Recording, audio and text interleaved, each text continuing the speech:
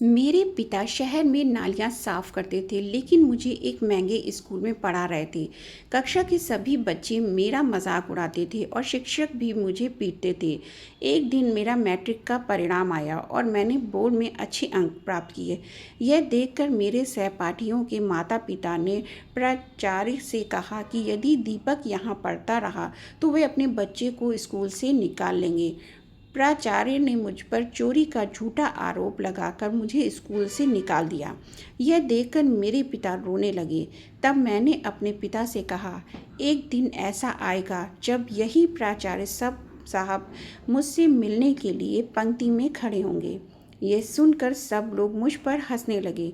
लेकिन 12 साल बाद जब प्राचार्य सेवानिवृत्त हुए तो मैं हैरानी से देख रहा था कि मेरे बैग से हेडमास्टर साहब ने चोरी किया हुआ मोबाइल फ़ोन बरामद कर लिया और फिर उन्होंने सबके सामने मुझे बुरी तरह से पीटना शुरू कर दिया, जबकि मैं तो स्टाफ रूम गया ही नहीं था।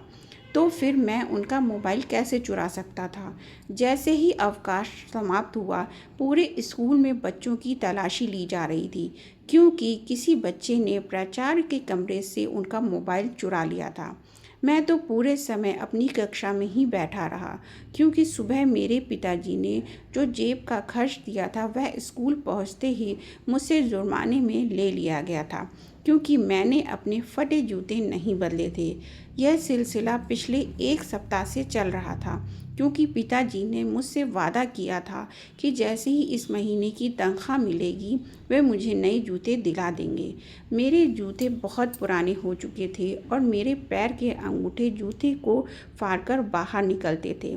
पूरी कक्षा मेरे हुलिये पर हंसती थी, लेकिन मैं चुप रहता था, क्योंकि मेरे पिताजी ने मुझसे कहा था कि मुझे अपनी पूरी एकाग्रता सिर्फ और सिर्फ पढ़ाई पर लगानी है, ताकि मैं पढ़ लिख कर ऐसा मुकाम हासिल कर सकूं जहां मेरा मजाक उड़ाने वाले खुद मेरी इज्जत करने को मजबूर हो जाएं। वास्तव में मैं उनकी किसी भी बात पर ध्यान नहीं देता था। कभी कभी जब दिल ज़्यादा दुखी हो जाता था तो थोड़ी देर के लिए रो लेता और फिर सामान्य हो जाता। मेरा नाम दीपक है और मेरे पिताजी सफाई का कार्य करते हैं, लेकिन मेरे सहपाठी और शिक्षक कहते हैं कि मेरे पिता शहर की नालियाँ साफ करते हैं। मुझे मेरे नाम से कम और या गंदगी साफ करने वाला कहकर ज़्यादा बुलाया जाता था।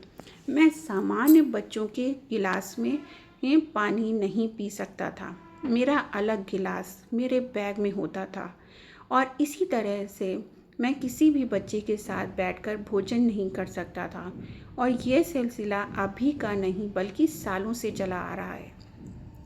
जब से मैंने स्कूल में प्रवेश लिया, मेरे पिताजी ने अपनी मेहनत मजदूरी के बल पर मुझे अच्छे स्कूल में पढ़ाने का सपना देखा था। उस समय मैं भी एक निजी स्कूल में अध्ययन करता और प्राचार्य बार बार मुझे बुलाकर कहते थे, अपने पिताजी से कहो कि वे तुम्हारे लिए उनकी स्थिति के अनुसार किसी और स्कूल का चयन करें, क्योंकि यहाँ पढ़ने वाले बच्चों के माता पिता शिकायत करते हैं कि अगर दीपक स्कूल में रहा तो वे अपने बच्चों को स्कूल से निकाल लेंगे। उनकी बातें सुनकर मेरा खून खौल जाता था, लेकिन मैं चुप रह जाता था।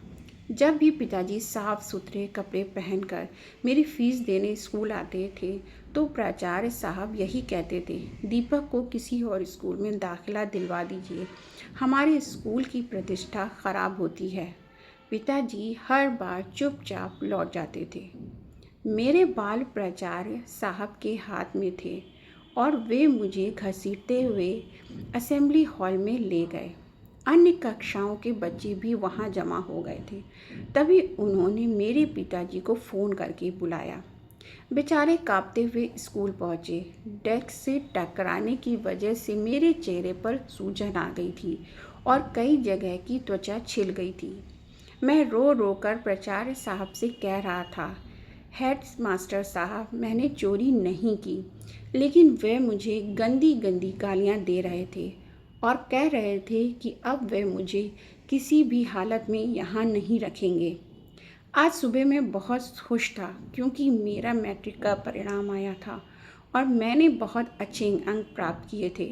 मैं बाकी परीक्षा में सफल हुआ था और अब हम लोग इंटरमीडिएट की पहली कक्षा में बैठे हुए थे। जैसे ही मेरे पिताजी कॉलेज पहुंचे, प्राचार्य ने मुझे धक्का देकर उनके पास फेंक दिया और कहने लगे, ले जाओ अपने इस घटिया बेटे को और इसे भी अपने साथ काम पर लगा लो। मैं कब से समझा रहा था कि इस लड़के के व्यवहार ठीक नहीं है। तुम इसकी पढ़ाई पर पैसे बर्बाद मत करो, लेकिन तुमने मेरी बात को गंभीरता से नहीं लिया। अब देखो इसने कितनी नीच हरकत की है। स्टाफ रूम में जाकर इसने ना सिर्फ मेरा मोबाइल चुराया बल्कि एक अन्य शिक्षक का पर्स भी चुराने की कोशिश की। जब वे वॉशरूम गए थे तब इसे रवि ने देख लिया। रवि मेरे कक्षा शिक्षक थे और मुझसे बेहद नाराज़ रहते थे। पिताजी अविश्वास से मेरी तरफ देख रहे थे। मेरा जख्मी चेहरा और होठों से बहता हुआ खून उनके दिल को तोड़ रहा था। मैं रोते हुए बोला, पिताजी मैंने कोई चोरी नहीं की। मैं तो आज ब्रेक में भी कक्षा से बाहर नहीं गया था क्योंकि मेरी जेब खर्च तो हर समय किसी न किसी जुर्माने में कट जाती है। मैं तो कई दिनों से कक्षा में ही बैठा रहता हूँ। पिताजी ने मेरी बात सुनकर मुझे अपने सीने से लगा लिया और खुद रोते हुए प्राचार्य के सामने हाथ जोड़कर बैठ गए और बोले, सर कृपया मेरे बेटे को कॉलेज से ना निकालिए। इसकी ज़िंदगी बर्बाद हो जाएगी। अगर इसने कोई गलती की है तो मैं क्षमा मांग लेता हूँ। लेकिन प्राचार्य ने उनकी कोई बात नहीं सुनी और सुरक्षा गार्ड को बुलाने लगे ताकि वे हम दोनों को कॉलेज से बाहर निकाल सकें। यह देखकर मैंने पिताजी का हाथ पकड़कर उन्हें खड़ा किया और कहा, पिताजी रोइए मत।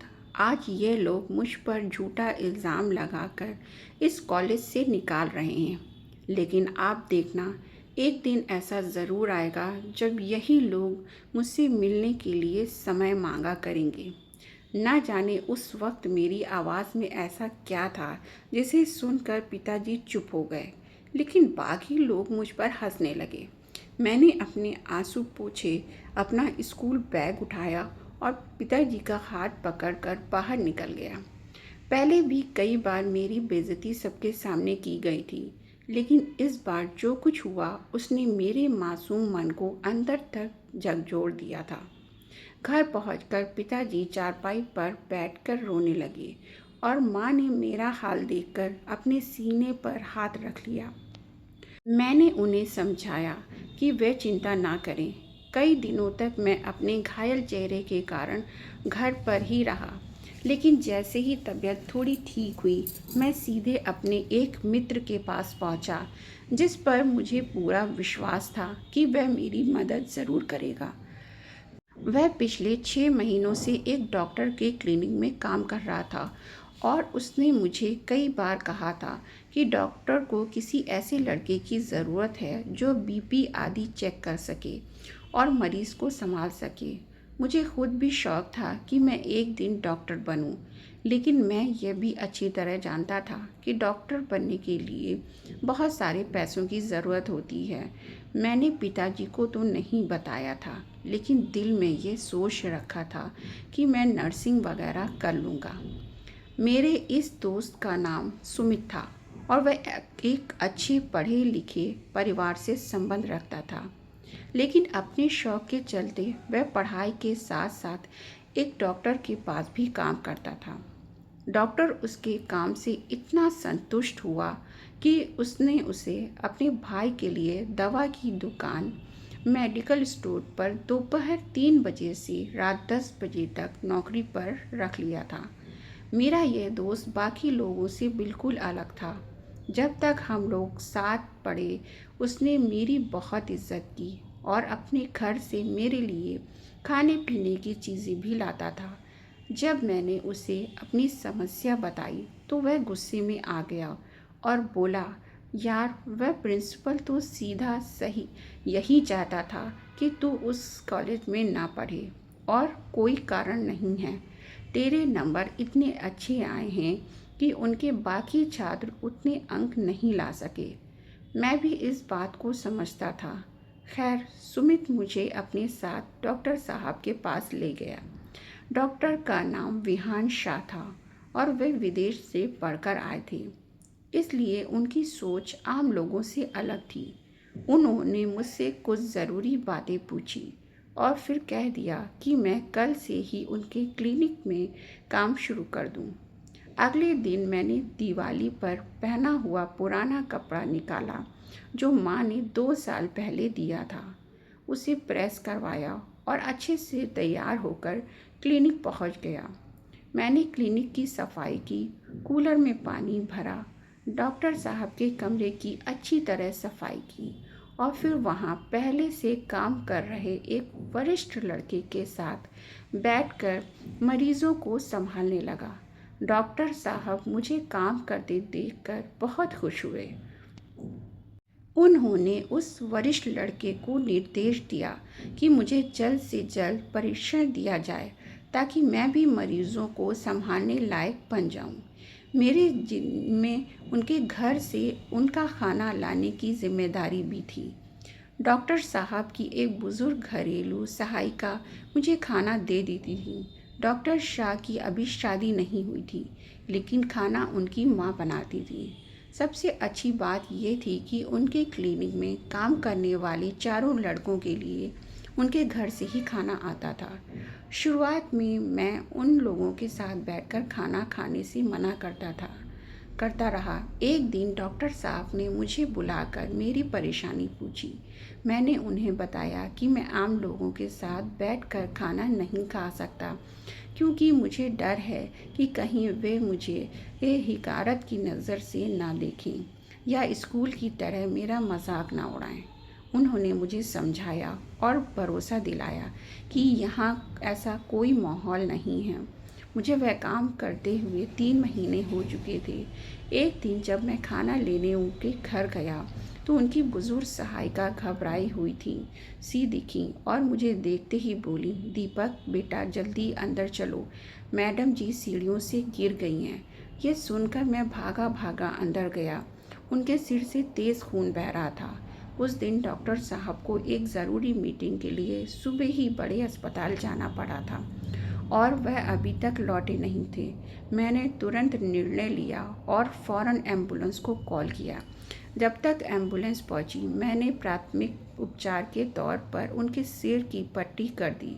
मुझे जब यह पता चला कि उन्हें मधुमेह शुगर की बीमारी है, तो मैंने तुरंत मशीन मंगाकर उनका शुगर लेवल चेक किया।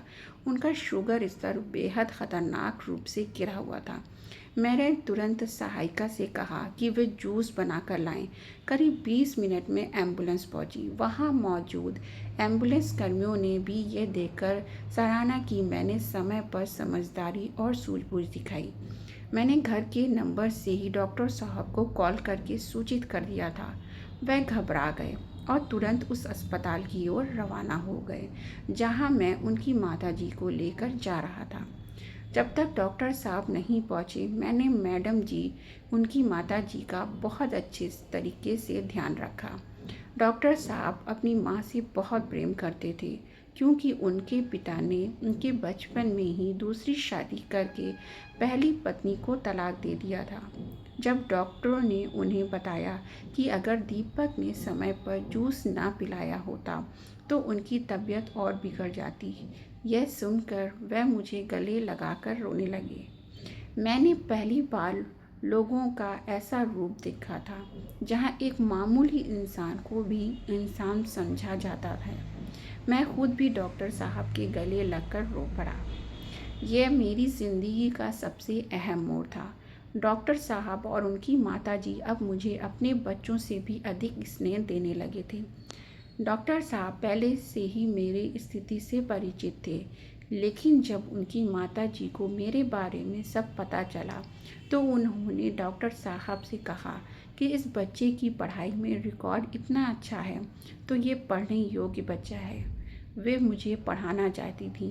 वह दिन मेरे लिए ऐसा था जैसे किसी अंधे को अचानक दृष्टि मिल जाए।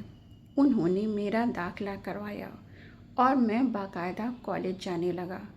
तभी मेरे मन में एक विचार आया कि मुझे डॉक्टर बनने की बजाय ऐसा कोई ताकतवर पेशा अपनाना चाहिए जिसमें मेरे पास इतना अधिकार हो कि लोग मुझसे डरें भी और मैं उस पहचान से भी छुटकारा पा सकूं। जो लोग मुझे एक सफाई कर्मी, गंदगी साफ करने वाला या नीची जाति के व्यक्ति के रूप में देते हैं, मैं चाहता था कि वे लोग भी मुझे इस सम्मान से देखें। कॉलेज से वापस आकर मैं डॉक्टर साहब के क्लिनिक में काम भी संभालता था। फिर उन्होंने मुझसे कहा कि मैं अपनी पढ़ाई पर पूरा ध्यान दूं। यह उन्हीं की दुआओं और मेहनत का असर था कि सेकेंड ईयर में एक सफाई कर्मी के बेटे ने बोर्ड में तीसरी पोजीशन हासिल की थी। मेरे माता पिता उनके बहुत आभारी थे और बार बार यही कहते थे कि डॉक्टर साहब हमारे लिए कोई आम इंसान नहीं बल्कि फरिश्ते की तरह हैं, और यही सच्चाई थी। कभी कभी मैं सोचता था कि जिस आश्रय में हमारे जैसे प्रिंसिपल रविशंकर होते हैं, वहीं खुदा ने डॉक्टर अभिषेक जैसे नेक दिल इंसान भी पैदा किए हैं। मेरे मुझसे छोटे 3 भाई भी अपनी पढ़ाई जारी रखे हुए थे। मेरी सोच और समझदारी दिन ब दिन बढ़ती जा रही थी। एक अच्छे माहौल में शिक्षा प्राप्त करने की वजह से मैं अब पूरी तरह से एक जिम्मेदार इंसान नज़र आने लगा था। जब डॉक्टर साहब ने मुझसे मेरे भविष्य के बारे में पूछा तो मैंने उन्हें अपनी इच्छा बताई। वह मेरी बात सुनकर काफ़ी देर तक हंसते रहे और फिर बोले, दीपक, तुम असल में समाज में मिली ये अपमानजनक स्थिति का बदला लेना चाहते हो।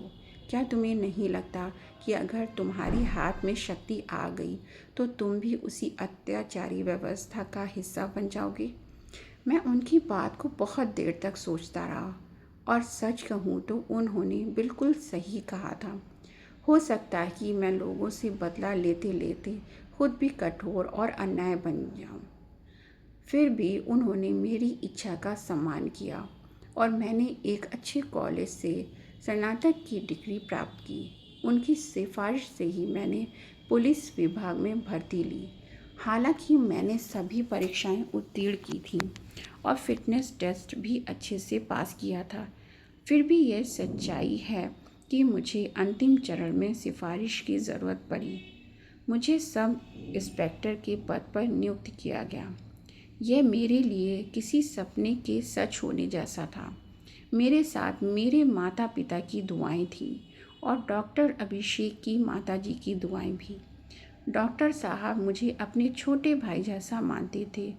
देखते ही देखते मेरे सामने सफलता के नए नए द्वार खुलते गए और 10 सालों में मैं डीएसपी के पद पर आसीन हो गया। डॉक्टर अभिषेक ने कभी शादी नहीं की थी। उनकी माताजी दुनिया से विदा हो चुकी थी, लेकिन मेरी माताजी मुझे बहुत डांटती फटकारती थी। फिर भी मैं शादी के लिए राज़ी नहीं था।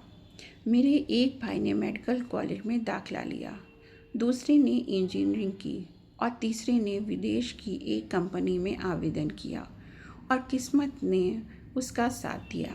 वह विदेश चला गया।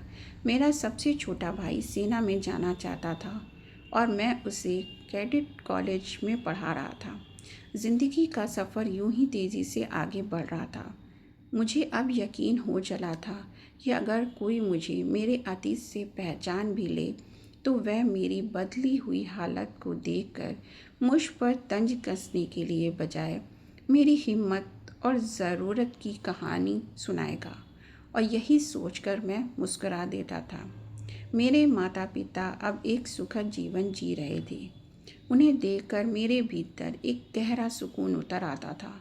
मुझे अब बार बार अपनी बचपन में कही हुई उस एक बात पर आश्चर्य होता था कि मैंने गुस्से में बस एक बात कह दी थी और ईश्वर ने मुझ पर इतनी कृपा की। वाकई मुझे ऐसी जगह पहुंचा दिया जहां वही लोग जो कल तक मेरा मजाक उड़ाते थे, मुझे अपमानजनक नामों से पुकारते थे, आज वह मुझसे मिलने के लिए मेरे कार्यालय के बाहर घंटों इंतज़ार करते थे। मेरी आदत थी कि मैं विभिन्न गांवों और इलाकों में खुली बैठकें लगाया करता था। जिनका मकसद ये था कि आम लोग भी मुझ तक सीधे पहुंच सकें और उनके छोटे छोटे मसले आसानी से हल हो जाएं, ताकि मैं उनकी दुआएं ले सकूं। एक दिन मैं एक गांव में इसी तरह खुली बैठक लगाए बैठा था कि एक बुजुर्ग थके हारे मेरे सामने आ खड़े हुए। उनके बेटों ने उनके मकान पर कब्जा कर लिया था और उन्हें घर से निकाल दिया था। मैं उनकी शक्ल को गौर से देखने लगा। लग रहा था जैसे मैंने उन्हें कहीं देखा है। जब मैंने उनकी अर्जी पर उनका नाम पढ़ा तो एकदम मेरे मन में अपने कॉलेज के प्रिंसिपल साहब का चेहरा उभर आया। वक्त जब बदलता है तो कैसे कैसे लोग मजबूर और लाचार हो जाते हैं, यह सोचकर मेरी आंखें नम हो गईं। मेरे प्राचार्य साहब के साथ एक लड़की भी थी। उसने अपने पूरे शरीर को चादर से ढक रखा था, केवल उसकी आंखें दिख रही थीं। वह उनकी सबसे छोटी बेटी कोमल रविशंकर थी, जिसे भाइयों ने जायदाद के साथ साथ घर से भी बाहर निकाल दिया था। मैंने अपनी टीम से कहा कि इस बुजुर्ग की अर्जी पर तुरंत कार्रवाई की जाए और उनके बेटों से उनका घर वापस दिलवाया जाए, और आगे भी अगर वे उन्हें परेशान करें तो उन्हें सख्ती से समझाया जाए। मुझे यकीन था कि मेरी टीम मेरे इशारों को भी समझ जाती है। मैंने उस वक्त अपने प्राचार्य रविशंकर साहब को शर्मिंदा करना उचित नहीं समझा, क्योंकि वे जो भी ही रहे हों मेरे शिक्षक थे। मैंने उन्हें कहा कि वो मेरी टीम के साथ घर चले जाएं।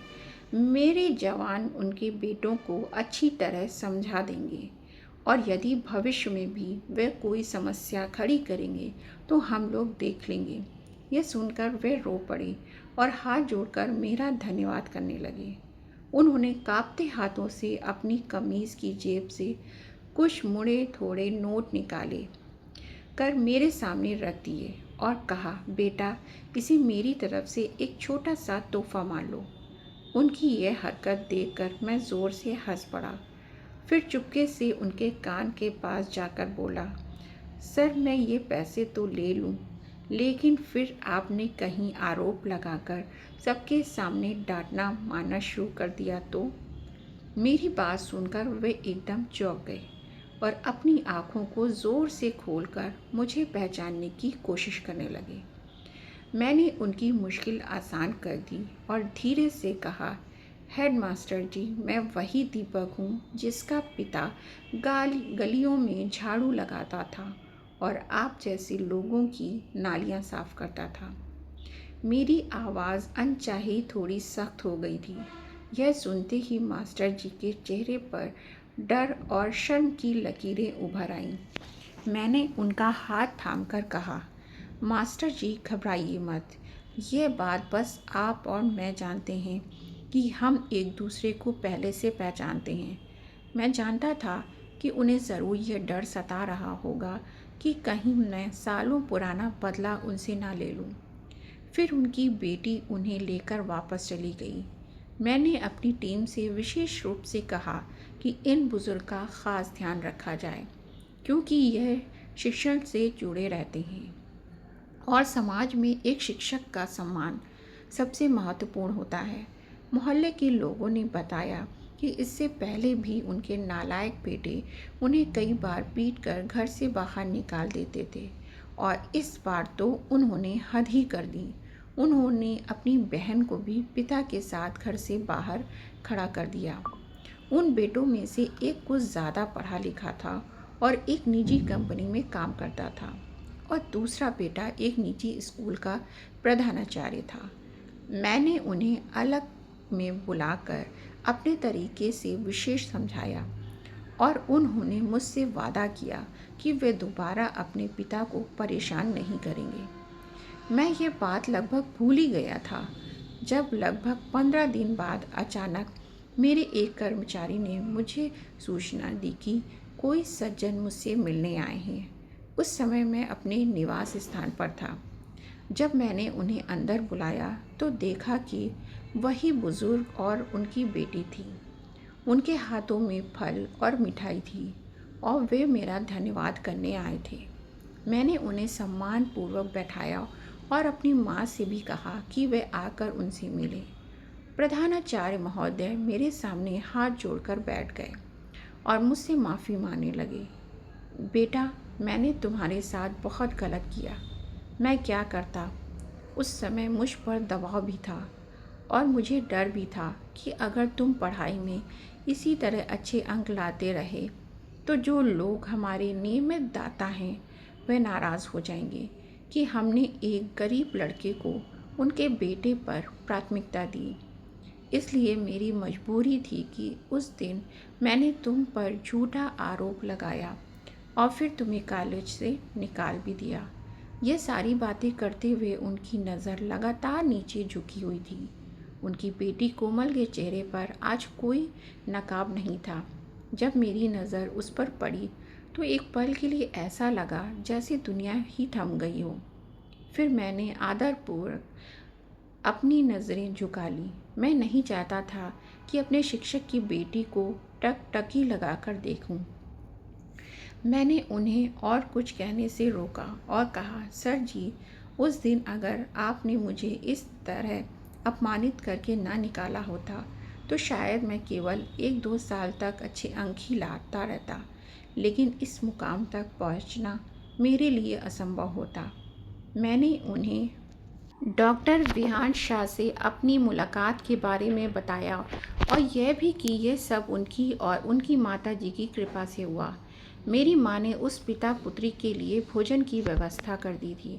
उन्होंने बहुत मना किया, लेकिन मेरी माँ ने आग्रह किया और अंततः वे भोजन के लिए राज़ी हो गए। मेरी नज़र बार बार उस लड़की की ओर जा रही थी। ना जाने क्यों ऐसा पहले कभी मेरे साथ नहीं हुआ था। शायद मेरी माँ ने मेरी चोरी छुपे देखती नज़रें पकड़ ली थी। माँ ने जब कोमल से पूछा कि उसने कितनी पढ़ाई की है तो उसने बड़े संयमित अंदाज में उत्तर दिया कि वह MBA के अंतिम वर्ष में है। माँ ने सीधे उसके पिता से पूछा, आपने अपनी बेटी की शादी की कोई बात पक्की की है या अभी तक यह अकेली ही है? तो प्रिंसिपल साहब ने चौंक कर मेरी माँ की तरफ देखा और फिर कहने लगे, अभी तो कहीं भी कोई बात तय नहीं हुई है, क्योंकि इसके भाई इसकी पढ़ाई पर होने वाले खर्च को ही फिजूल खर्ची मानते हैं। शादी की तो कोई सोच भी नहीं रहा। उनके लहजे में उस वक्त इतनी गहराई और सच्चाई थी कि मेरा दिल भी अचानक भर आया। एक पिता अपनी बेटियों से कितनी मोहब्बत करता है, मैं इस बात को भली भांति समझ सकता था। मैं अपनी माँ की मंशा जानता था, इसलिए मैंने उन्हें आंखों ही आंखों में समझाने की कोशिश की, लेकिन उनके चेहरे पर छाई गंभीरता देखकर मैं चुप रह गया। मैं नहीं चाहता था कि किसी की मजबूरी का फ़ायदा उठाऊं। बहुत सी लड़कियां खुद ही मुझसे शादी की इच्छा जता चुकी थीं, लेकिन मैंने कभी किसी की ओर बढ़ने की कोशिश नहीं की, क्योंकि मैं चाहता था कि अगर मेरी ज़िंदगी में कोई आए तो वो ऐसी हो जिसे मेरे अतीत की भी समझ हो। साथ ही मेरे एक विचित्र ख्वाहिश थी कि कोई भी मुझे मेरे अतीत के सहारे अपनाने की बात ना करे।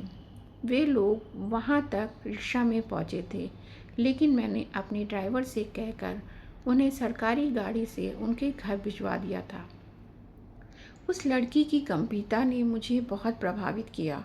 उनके जाने के बाद माँ फिर से पीछे पड़ गई और कहने लगी, दीपक, अब बस करो, अपनी ज़िद छोड़ दो। मैं बूढ़ी हो गई हूँ, कब तक तुम्हारी जिम्मेदारी उठाती रहूँगी। सारी उम्र काम करते करते निकल गई। भगवान ने मुझे कोई बेटी नहीं दी जो मेरे पास बैठकर 2 पल सुकून दे देती। 4 बेटे दिए और चारों के चारों इतने निकम्मे हैं कि काम धंधा होते हुए भी अब तक कुंवारे बैठे हैं। माँ ने आखिर में एक पारंपरिक माँ की तरह रोना शुरू कर दिया। मुझे माँ की इसी आदत से डर लगता था। मैंने आखिरकार सारी जिम्मेदारी उन्हीं पर छोड़ दी और ख़ुद को अलग कर लिया। रात को मैं अपनी स्टडी में बैठकर अपनी गुजरी हुई ज़िंदगी के बारे में सोचता रहा। धन और पद इंसान की जाति, वर्ग और उसकी तमाम कमज़ोरियों को ढक देता है। एक गहरी सांस भरकर मैंने भगवान को शुक्र अदा किया कि उसने मुझे मेरी हैसियत से कहीं अधिक नवाजा। कुछ ही दिनों में माँ ने कोमल के पिताजी से बात की। उन्होंने तो जैसे पहले से ही रजामंदी दे रखी थी और तुरंत हाँ कर दी। लेकिन मैंने माँ से कहा कि मैं कोमल से उसकी रजामंदी के लिए बिना शादी नहीं करूँगा। फिर मैंने उससे बात की और अपने बारे में एक एक बात बता दी। उसके जवाब में उसने एक ऐसी बात कही जिसे सुनते ही मैंने पल भर में फैसला कर लिया कि यही लड़की मेरे नसीब की हकदार है। वो कहने लगी, भगवान ने आपको पहले कठिनाइयों से गुजारा ताकि बाद में आपको श्रेष्ठ चीज़ों से नवाजे। अब अगर आप मुझे अपनी ज़िंदगी में स्वीकार करते हैं तो मैं इसे अपनी खुशकिस्मती समझूंगी। 1 महीने बाद हमारी बहुत अच्छे से शादी हो गई। कोमल के पिता बड़े गर्व से लोगों को मेरा परिचय करवाते रहे कि ये मेरा बहुत ही मेधावी छात्र था जो आज अपनी मेहनत और ईश्वर की कृपा से इस मुकाम पर पहुंचा है। मैं लोगों के चेहरे देखता रहा, मुस्कुराकर सबकी बधाइयाँ स्वीकार करता रहा। कोमल मेरी ओर देखकर शर्मीले अंदाज में मुस्कुरा रही थी। मेरे माँ बाप और मेरे 3 भाई बहुत खुश थे और मैं खुद भी बहुत संतुष्ट था। निसंदेह ईश्वर सबसे श्रेष्ठ पालनहार है जो अपनी सृष्टि के हर दुख पर अपनी कृपा का मरहम अवश्य लगाता है। बस इंसान को धैर्य रखना चाहिए। तो दोस्तों, इस प्रेरणादायक कहानी का नैतिक संदेश मोरल ये है कि धैर्य, ईमानदारी और अच्छे इरादों से की गई मेहनत का फल ईश्वर ज़रूर देता है। तो दोस्तों, ये थी आज की कहानी। इस कहानी के बारे में आपकी क्या राय थी, ये कमेंट बॉक्स में ज़रूर बताइए।